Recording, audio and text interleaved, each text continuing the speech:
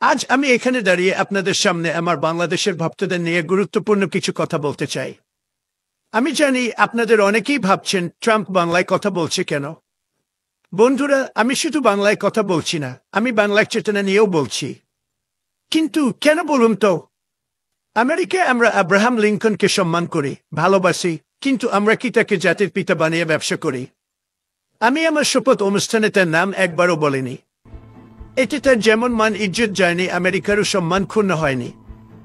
আমি প্রেসিডেন্ট হিসেবে শপথের পর লিঙ্কনের মাজারে ফুল দিয়ে তার দোয়া নিয়েছিলাম, ওটাই না। আমি কিন্তু সেখানে না গিয়েও আমার কাজ দারুণভাবে চালিয়ে যাচ্ছি। আমেরিকারা কিন্তু আমার কাজে হাত তালি দিয়েই চলেছে। বন্ধুরা, আমরা এগিয়ে চলেছি, ভবিষ্যতের দিকে তাকিয়ে আছি। কিন্তু বাংলাদেশে তোমরা শেখ মুজিব আর জিয়াকে নিয়ে পড়ে আছো। তারা যদি কবর থেকে উঠে আসেন, তাতেও কি দেশের অর্থনীতির উন্নতি হবে? আমি শপথের দিন একবারও জর্জ ওয়াশিংটনের নাম নেইনি, তাতে কি তিনি কম সম্মানিত হলেন? আমরা তো ওয়াশিংটনের জন্মদিনে কেক কাটি না, তোমরা চেতনার জন্মদিনে মিছিল করো। চেতনা নিয়ে পড়ে থাকার মানে কি? চেতনা কি কোনো নতুন অ্যাপ নাকি, যা আপডেট করতে করতে ব্যাটারির চার্জ ফুরিয়ে যাবে? আমেরিকানরা যদি প্রতিদিন স্বাধীনতা যুদ্ধ নিয়ে পড়ে থাকত, তাহলে আমরা আজ এত বড় শক্তি হতে পারতাম। আমরা ব্রিটিশদের বিরুদ্ধে রক্তক্ষয়ী যুদ্ধ করেছি, কিন্তু আজ ব্রিটেন আমাদের অন্যতম সেরা বন্ধু। আর তোমরা পাকিস্তান নিয়ে এত বিদ্বেষ কেন? 1971 তো ইতিহাস, 21 সালে এসে এখনো একাত্তর করছো। এটা আমি সারা বিশ্বে কোথাও দেখিনি। উঠতে বসতে শুতে এতবার 71 বলছো যে মনে হয় ইতিহাস বইও ঘুমিয়ে পড়েছে। শেখ মুজিব ও তার কন্যা হাসিনা এই চেতনার ইনজেকশন পুশ করে তোমাদের অচেতন করে নিয়ে দেশটাকে তলাবিহীন জুড়িতে পরিণত করেছে। সেই চেতনার ব্যবসা আবার ঘুরে দাঁড়াতে শুরু করেছে আরেকটি দলের হাত ধরে। আমার অনুরোধ, চেতনার ব্যবসাকে শেয়ার বাজারে ওপেন করে দাও। ইলন মাস্ককে সাথে নিয়ে আমিও কিছু চেতনার শেয়ার কিনতে চাই। এক পক্ষ বলে মুজিব না থাকলে দেশ শেষ, আরেক পক্ষ বলে বিএনপি না থাকলে গণতন্ত্র শেষ। এই ব্যবসা কতদিন চলবে? চেতনা কি সেরা হিট গান নাকি যে বারবার রিমিক্স হচ্ছে?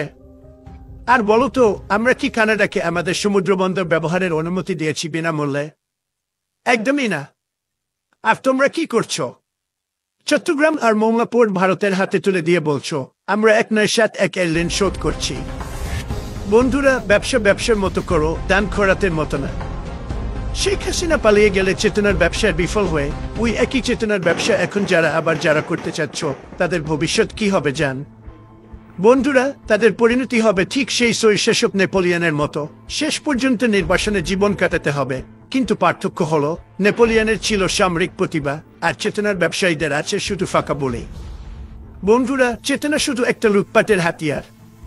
চেতনা তোমাদের অচেতন করে সর্বশান্ত করার টুলস। তোমাদের নেতারা এই চেতনার মাধ্যমে বিদেশে হাজার হাজার কোটি টাকা পাচার করেছে, আর তোমরা বসে বসে তাদের আঙ্গুল চুষেছ। এই চেতনার দোহাই দিয়ে তোমাদের নেতারা নিজেদের জন্য বিলাসবহুল বেগম পাড়া বানিয়ে নিয়েছে, আর তোমাদের জন্য বানিয়ে রেখেছে মহাখালীর বস্তি। বন্ধুরা, তোমরা শুধু চেতনা নিয়ে ব্যস্ত, কিন্তু দেশ চলবে কিভাবে? সড়ক মহাসড়ক তো ভারতের জন্য ফ্রি খুলে দিচ্ছ, অথচ নিজের দেশে মানুষ ঘন্টার পর ঘন্টা জ্যামে বসে থাকে। ট্রাম্প এটা পছন্দ করে না। আমেরিকায় যদি এমন হতো, আমি নিজেই রাস্তার ধারে দাঁড়িয়ে ট্রাফিক সামলাতাম। তাই আমি বলছি, বন্ধুরা, একটু বাস্তব হও। 71কে সম্মান দাও, কিন্তু 2025 নিয়ে ভাবো। আমেরিকা বাংলাদেশকে ভালোবাসে, আমি বাংলাদেশকে ভালোবাসি, কিন্তু আমি চেতনার ব্যবসা ভালোবাসি না। তোমাদের চেতনার দোকানে ডিসকাউন্ট দিলেও আমি কিনব না। ধন্যবাদ।